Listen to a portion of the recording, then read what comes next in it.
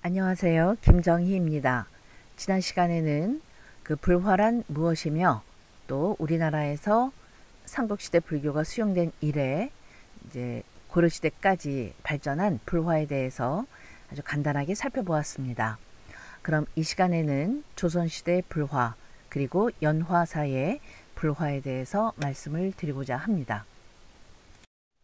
고려시대 500년을 불교의 시대였다고 한다면 이 조선시대는 한마디로 억불숭이시대다, 그렇게 부르기도 합니다. 조선은 국초부터 강력한 억불 정책을 실시합니다. 물론 그 조선을 개국한 그 이성계는 개인적으로 굉장히 불교를 독신했던 그런 분이셨는데요. 그러나 조선 건국의 그 세력, 주체 세력들은 그 유학에 의해서 새로운 나라를 건국하고자 했습니다. 따라서 이 사찰의 건립을 축소하고 여러 가지 불교적인 의례를 또 축소하는 등 이 불교를 억압하는 그런 정책을 시행하게 됩니다. 이러한 국초 그 억불 정책은 태종대 이르면은 그 오교 구산을 7종 7개 종파로 축소하는 이런 이제 어떤 종파의 대대적인 이 개혁으로 이제 이어지게 되고, 특히 세종 때 이르게 되면은 그나마 7종으로 축소된 불교를 이제 아예 그냥 선교 양종 2개 종파로 통폐합하는 이런 일이 이제 시행이 되게 됩니다. 따라서 이 국초부터 시행된 이와 같은 억불 정책으로 인해서 조선 시대는 기본적으로 이 불교가 억압이 됐던 이런 시대였다고 볼 수가 있겠습니다. 그러나 흥미롭게도 조선 전반기에는 이 정책적으로는 불교를 억압했지만 또 개인적으로는 불심을 갖고 있는 많은 그런 왕실 인물들이 있었습니다. 그래서 불심이 깊은 왕, 그리고 왕후, 또 후궁, 대군, 군, 또 종친들을 중심으로 해서 이 왕실 중심의 불사가 성행을 하게 되고, 그 결과 이 또 굉장히 수준 높은 불교 미술이 이제 만들어지게 됩니다. 왕실에서는 이 궁궐 안에는 바로 내불당이라 해서 지금으로 말하면 청와대 안에 사찰을 지은 거겠죠. 이런 내불당을 중심으로 이제 불교가 이루어지게 됩니다. 그래서 왕의 돌아가신 날이라든가 제산 날이라든가 이런 때는 여전히 내불당에서 이제 의식을 이제 행했던 것이죠. 그리고 왕이 돌아가신 이후에 이제 홀로 남은 왕비, 후궁들은 때로 이제 출가를 하게 돼요. 그래서 출가해서는 니사, 즉 비구니절이죠. 비구니절에서 이제 계속해서 이제 불심을 이어가고 이제 왕의 명복을 비는 이런 일들을 행하게 됩니다. 그래서 이러한 니사 가운데 이 왕실 여성들이 아주 활발하게 또 불사를 했던 곳 중에 하나가 정업원, 그리고 자수궁과 같은 곳들이었습니다. 이 정업원이나 자수궁은 바로 경복궁의 인근에 위치하고 있어서 아주 왕실과 가까운 그런 곳에서 계속해서 이제 불교 신앙을 영위할 수가 있었습니다. 따라서 이렇게 조선 전기는 그 왕실을 중심으로 하는 불교 미술이 굉장히 성행했던 시기였고요. 그래서 조선 전기의 불화도 이와 같은 것을 배경으로 이제 조성이 되게 됩니다. 현재 남아있는 조선 전반기 불화는 한 130여 점에 이릅니다. 그런데 그 중에서 참 120점 정도가 일본에 남아있어요. 오히려 고려 불화보다도 더 국내 남아있는 것이 적습니다.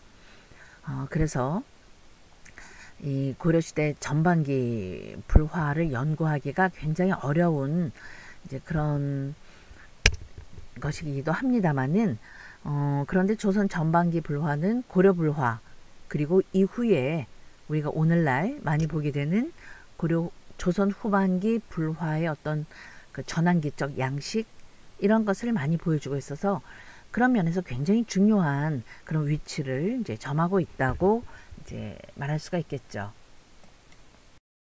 지금 보시는 것은 일본 지도인데요. 여기에 검게 동그라미로 표시된 부분이 바로 이제 조선 전반기 불화가 분포되어 있는 그런 모습입니다. 그래서 아래쪽에 큐슈에서부터 시작해서 주코쿠 그리고 시코쿠, 또 위쪽에 긴기, 주부에 이르기까지 골고루 우리나라 이 불화들이 많이 남아 있는데요. 특히 그 주코쿠 지역 같은 경우에 뭐 요렇게 따로 표를 만들어 놓은 것처럼 가가와현 같은 데는 지금 보시는 것처럼 굉장히 많은 유물들이 이제 남아 있습니다. 그래서 이 불화들은 대개가 사찰이라든가 아니면 박물관, 그리고 이제 개인들이 이제 소장을 하고 있는 것인데요.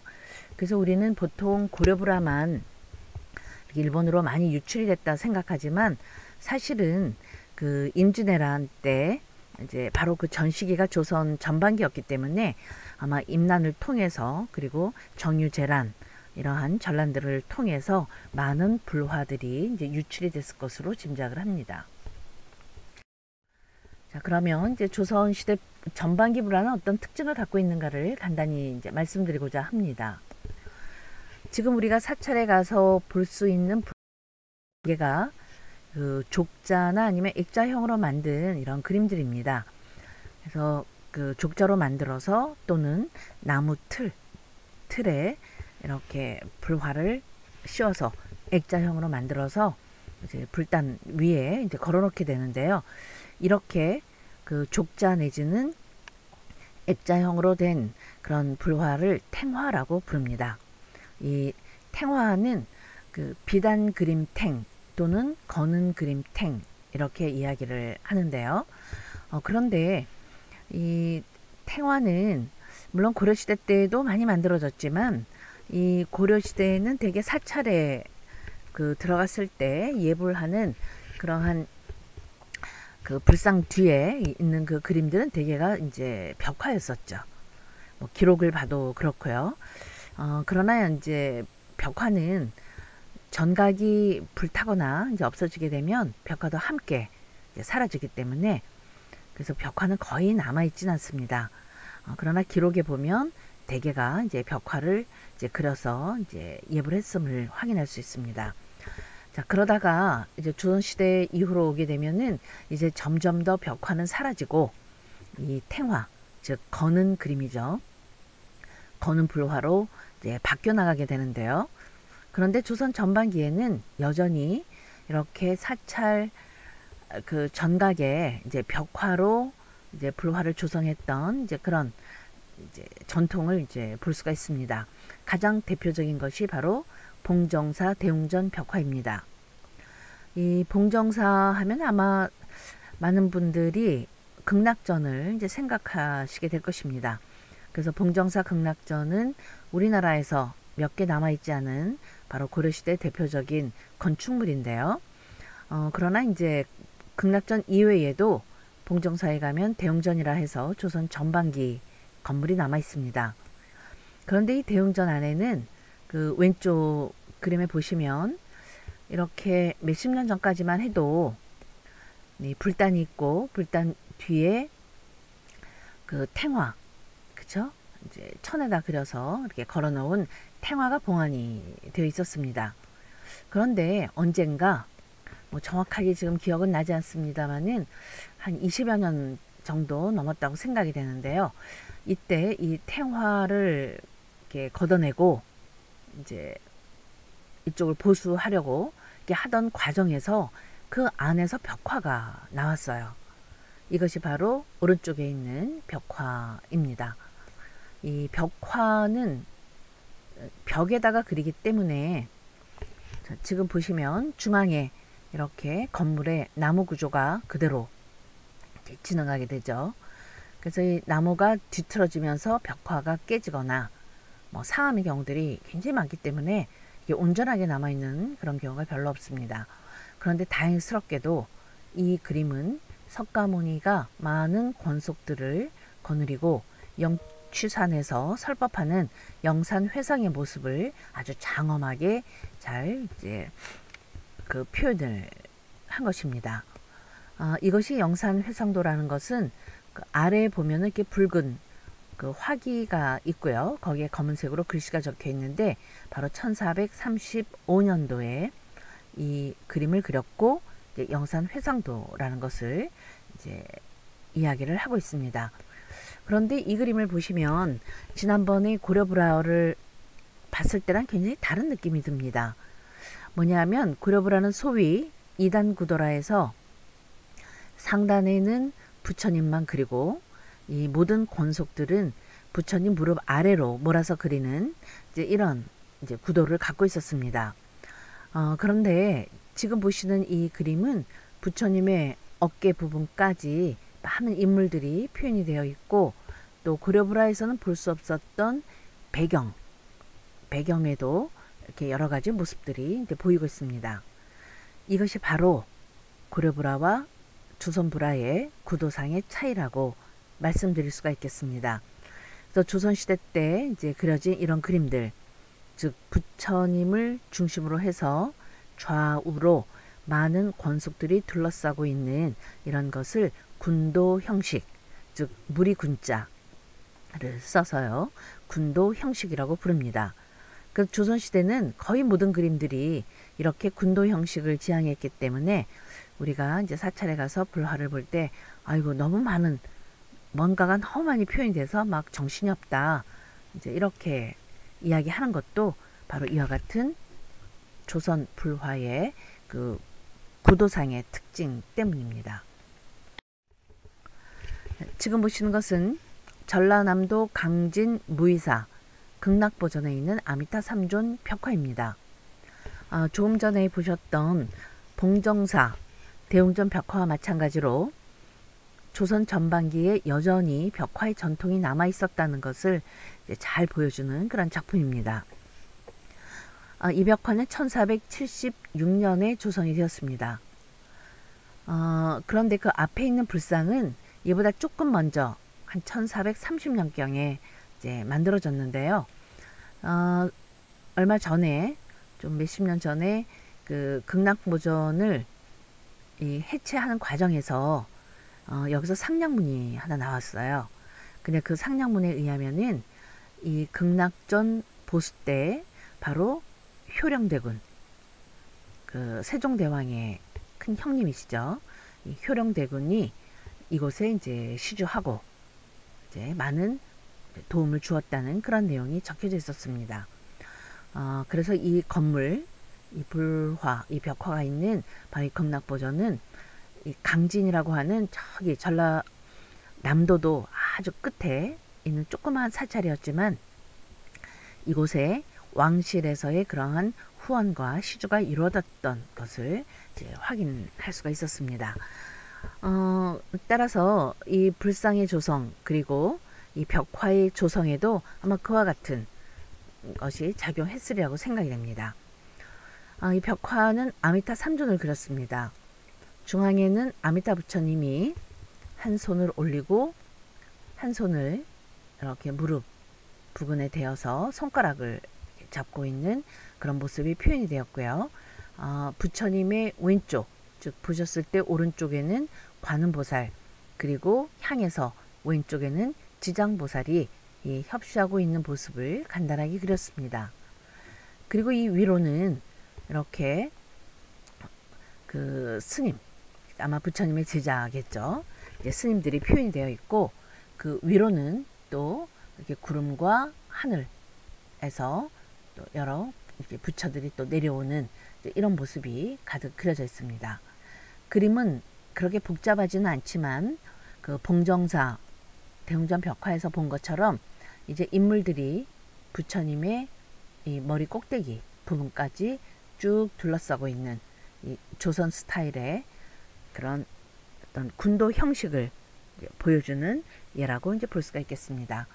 그래서 이렇게 조선 전반기에는 이 벽화의 전통이 그대로 지속이 되면서 이제 남아 있었지만 그러나 상당수의 대부분의 불화들은 탱화로 조성이 되었습니다.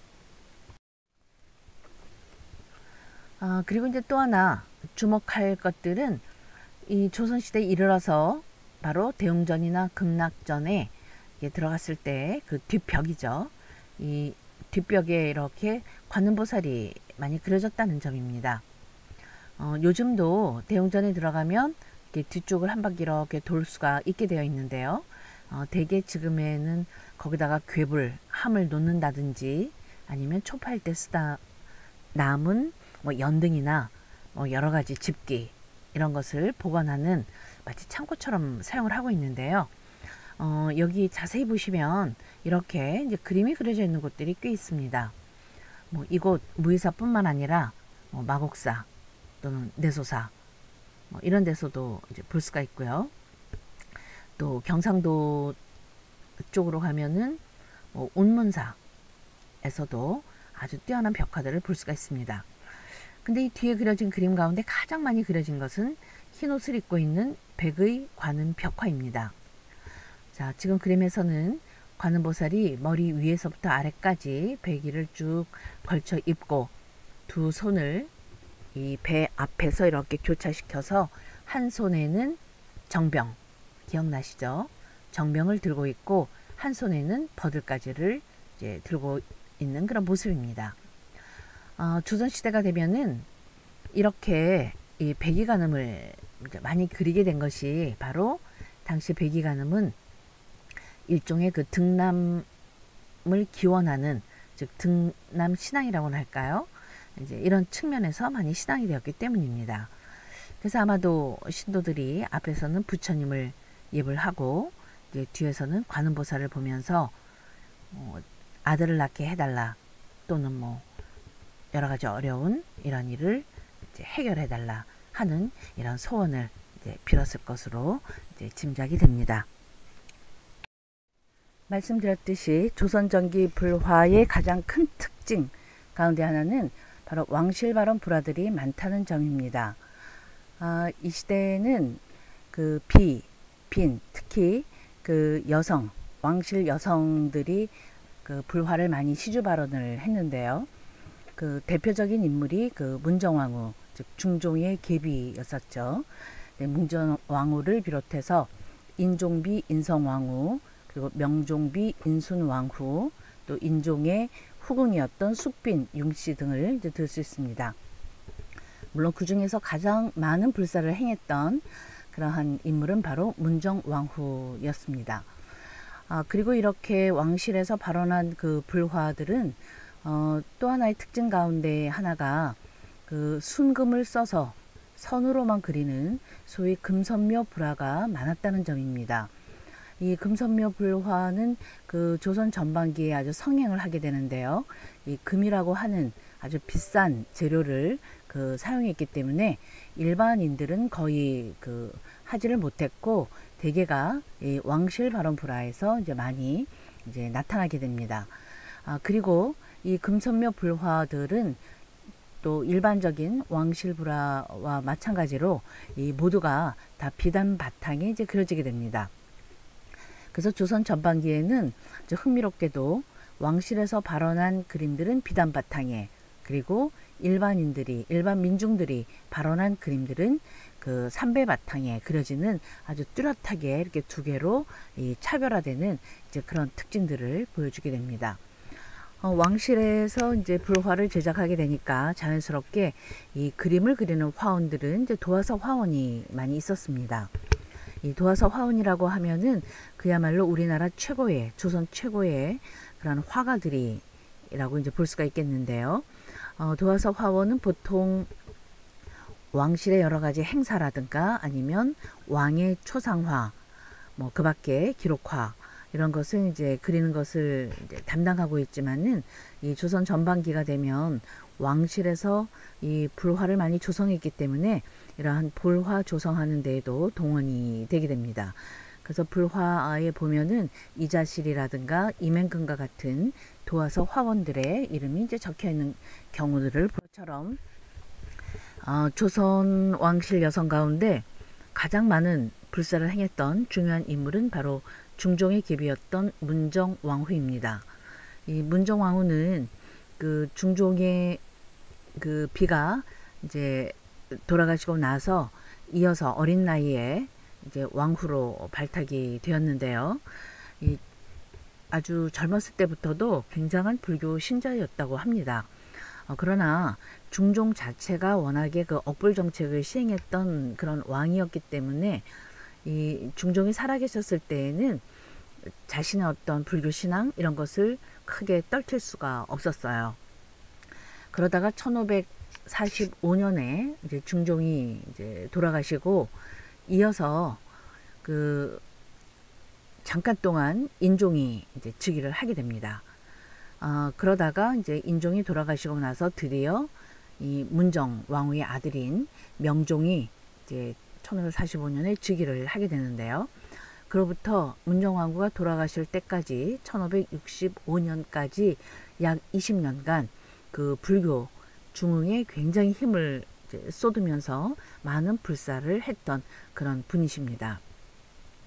이 문정 왕후는 이미 중종 제위 때부터도 여러 곳에 내원당을 설치를 해서 가서 복을 빌고 하는 일들을 했다고 합니다.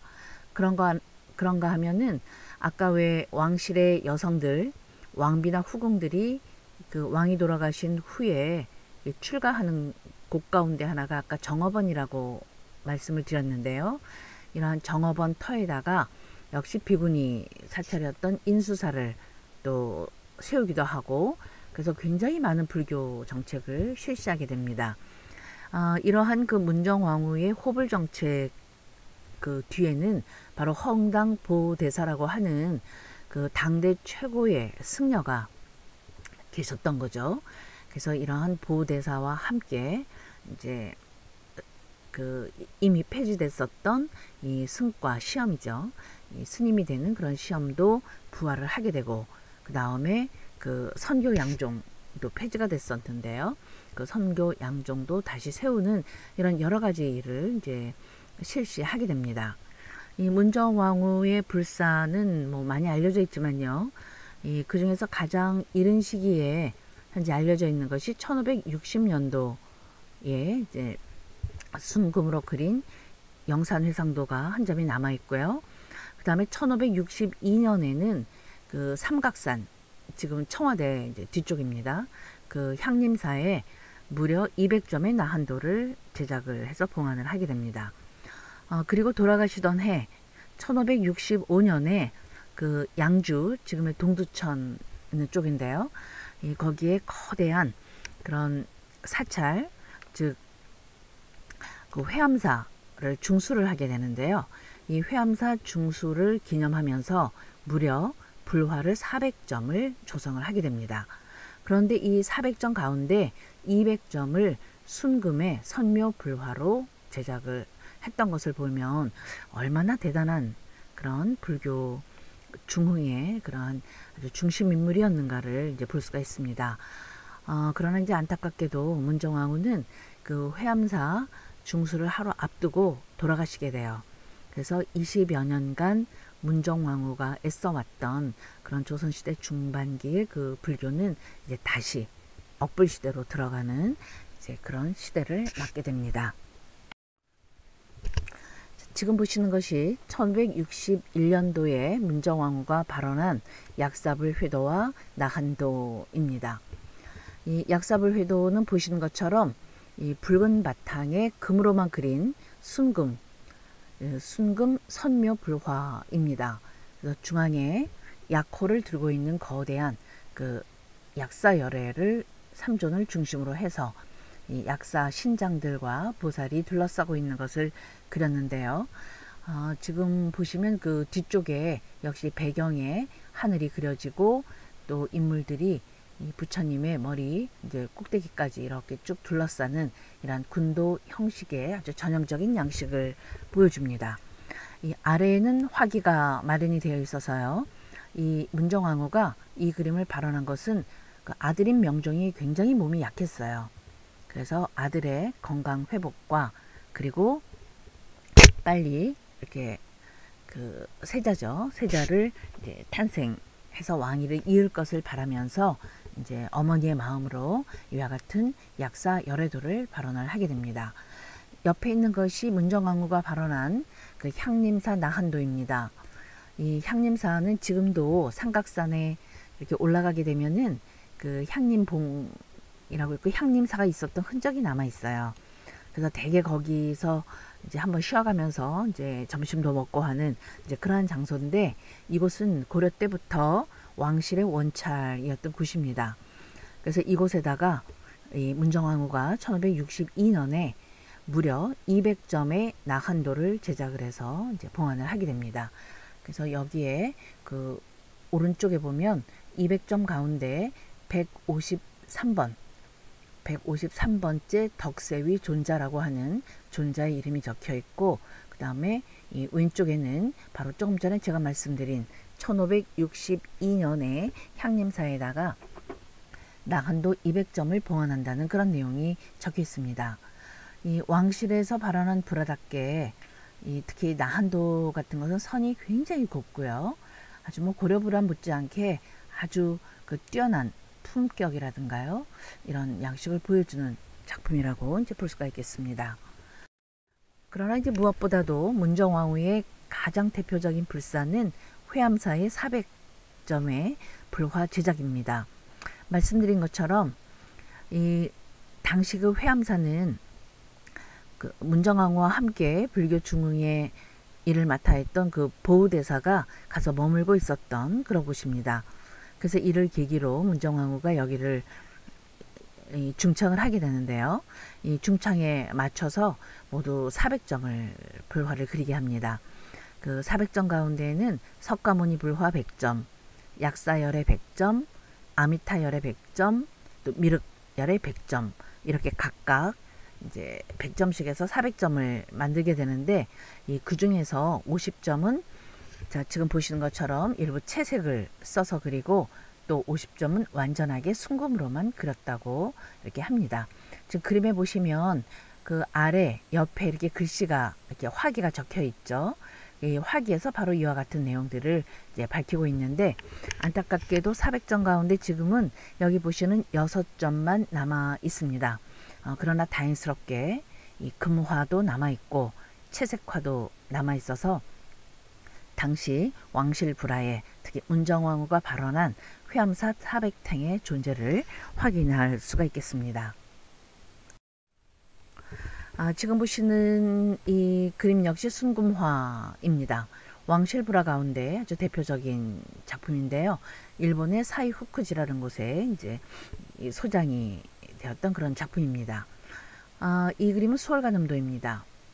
수월가늠도는 고려 불화에서도 설명을 드린 것처럼 이 보타라카 산에 거주하고 있는 이 관음보살을 선제동자가 찾아와서 청법하는, 법을 청하는 장면을 그린 것입니다. 이 고려시대 때는 수월가늠이 바로 관음보살이 측면향을 하고 선제동자를 내려보는 그런 모습이었는데요. 이 조선시대가 되면은 이렇게 이 관음보살이 정면을 향해서 보고 있는 그런 모습으로 바뀌어 가게 됩니다. 이 그림은 이제 금으로 100% 이제 금으로 그렸는데요. 이 나머지는 전부 선묘를 쓰고 관음보살의 얼굴 그 육신부만 이제 금으로 그렸습니다. 자세히 보시면 관음보살은 그 얼굴 부분이 조금 이렇게 원만하진 않습니다. 이것은 아마도 이 그림을 그린 사람은 분명히 도화서의 화원이라고 이제 생각이 되지만, 도화서 화원들은 이렇게 불교 그림을 당시에 많이 그리지 않았습니다. 그래서 이 보살 얼굴 부분에서는 조금 이렇게 미숙한 부분이 보이지만, 뭐 보관, 또 관음보살이 입고 있는 천의 아래 또 물결 표현이라든가, 또 관음보살 주변으로 산수의 모습이라든가, 이런 것들은 뭐 당대 최고의 화원이 이제 그렸으리라고 생각될 만큼 아주 뛰어난 이런 모습입니다. 이 그림은 그 아래 지금 화면의 오른쪽 아래 부분입니다. 거기 보시면 조그맣게 이렇게 네모난 표시가 있는데요. 여기에 발원자의 이름이 적혀 있습니다. 하만 군부인 윤씨라고 간단하게 적혀 있습니다. 군부인이라고 하면은 아마 정승급 뭐 이런 종친의 부인, 이런 사람들을 이제 일컫는 그런 호칭인데요. 그래서 윤씨라고 하는 이제 아주 높은 지위의 여인이 이 그림을 발원했다 하는 것이 적혀 있습니다. 그래서 이것에 대해서는 이 여러 학자들이 그림의 양식이라든가 또 이 하만 군부인이라고 하는 윤씨라고 하는 이러한 이름에 의거해서 이 연구를 이제 진행한 결과 태종의 손자였던 옥산군의 이제라고 하는데요. 옥산군 이제의 부인이었던 하만 군부인으로 추정을 하고 있습니다. 즉 종친의 부인이 발언을 한 것입니다. 뭐 왕실이나 뭐 다름이 없는 거죠. 그래서 이렇게 왕실 불사처럼 이 순금으로 그린 그림들이 이제 그려지게 된 것입니다. 지금 보시는 이 작품은 이와는 달리 채색을 써서 그린 불화입니다. 이 작품의 제목을 보면 도갑사 관음 32 응신도 이렇게 적었는데요. 이 내용은 이 그림 상단에 오른쪽 위에 이렇게 붉은 글씨로 간단하게 뭔가가 적혀 있죠. 이게 화기인데요. 여기에 보면은 이 그림은 그 돌아가신 인종, 즉 명종 전에 1년도 못되게 잠깐 왕위에 계셨던 인종이십니다. 그래서 인종의 비, 인수당호가 이것을 발언을 해서 이 돌아가신 5년 후에 이제 그림을 그려서 도갑사에 봉안을 했던 관음 32 응신도라고 하는 그런 내용이 적혀 있습니다. 관음 32 응신이라는 내용은 법화경에 등장하는 내용입니다. 그래서 우리가 어려움에 처했을 때 이 관음보살의 이름을 부르면 관음보살이 32가지 또는 33가지의 몸으로 변화해서 나타나서 이제 그 민중들의 신자들의 그런 소원을 들어준다 하는 이제 그런 내용인데요. 그래서 이 그림도 중앙에 관음보살을 배치하고 이 산수를 배경으로 해서 그 안에다가 관음보살이 중생을 구제하는 이런 여러 가지 모습들을 이제 배치한 이런 그림이라고 이제 볼 수가 있겠습니다. 이 그림에는 지금 글씨들이 적혀 있죠. 그래서 각각 그 어떠한 환란을 겪었을 때 관음보살이 어떤 모습으로 나타나서 구제해 준다 하는 내용을 이제 적었고요. 그 다음에 그 화기 부분과 대각선으로 이제 쭉 아래쪽으로 내려가게 되면 조그맣게 또 한 줄에 글씨가 적혀 있는데요. 여기에는 이자실이 그 향을 피고 공경대의 마음을 모아 그림을 그린다 라는 내용이 적혀 있습니다. 자, 여기에 적혀 있는 이자실은 바로 도화서 화원으로 추정을 하고 있습니다. 그래서 그림에 보이는 뛰어난 산수의 표현이라든가 뭐 또 이 관음보살의 얼굴에 보이는 특징 이런 것들이 바로 이 그림이 왕실 발원이고 도화서의 화원이 그렸음을 이야기해주고 있습니다.